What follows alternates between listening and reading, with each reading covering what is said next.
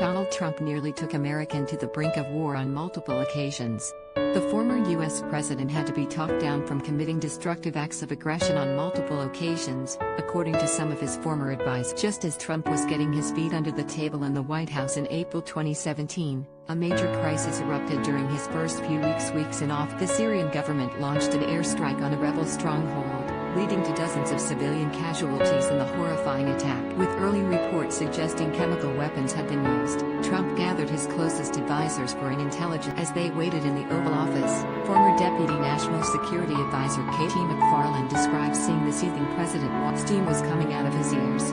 He was angry, he was upset, reveals McFarland in the second episode of new BBC documentary series Trump Takes on the. Trump pulled out a newspaper to show photos of the women and children who were victims of the Sarin gas attack. McFarland claims Trump, who wanted to assassinate Syrian President Bashar al-Assad in response to the attack, yelled, "I want to take him." With all the men in the room looking at their shoes, McFarland was the first to speak out against Trump's wish. In response, McFarland said, "Well, Mr. President, you can't do that. It's an act of." The president reportedly snapped back, "Well, they're already at war with us." When McFarland explained it was not an official declaration of war, Trump supposedly glared at his advisor and sat cross-armed. "I knew that what he wanted to do was somehow punish Assad, and not let him get away with this," adds General H.R. McMaster, Trump's former national security advisor, explains that Trump wanted some sort of deterrent, so they started making plans for a missile strike against the Syrian government 24 hours later. Part of Trump's campaign had been on getting out of wars in the Middle East, but here he was set to start a massive military op. McMaster urged Trump to make a decision quickly, as the longer he left it, the more the U.S. response could be disassociated. "I think what happened in Syria is a disgrace to humanity and has there and I guess has running things, so something should happen," said Trump. To make the situation even more intense, Trump had to fly to Florida to host Chinese leader Xi Jinping. During the middle of their dinner, Trump told Xi Jinping that they had launched a pinpointed missile attack on Syria,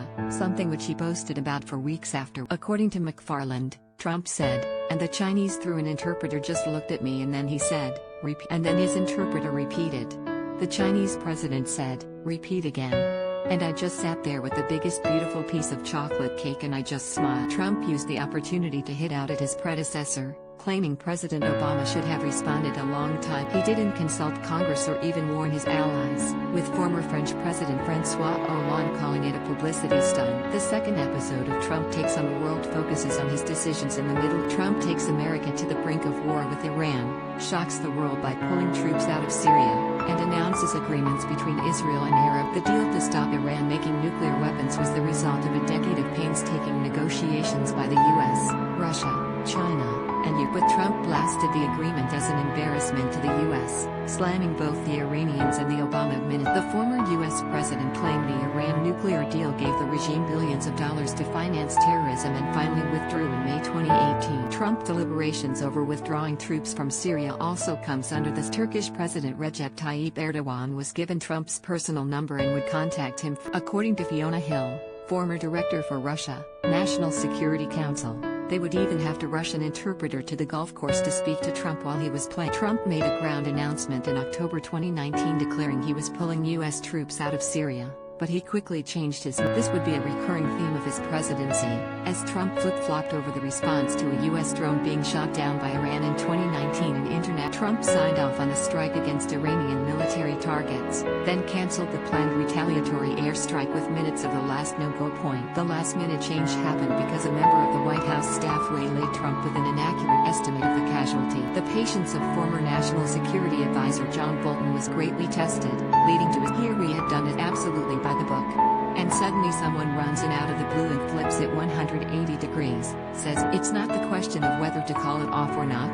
In a different scenario, this person could have run in and the decision could have been to reverse, and it's not the outcome of the chaotic decision-making, it's the chaotic decision-making, which inevitably leaves the United States at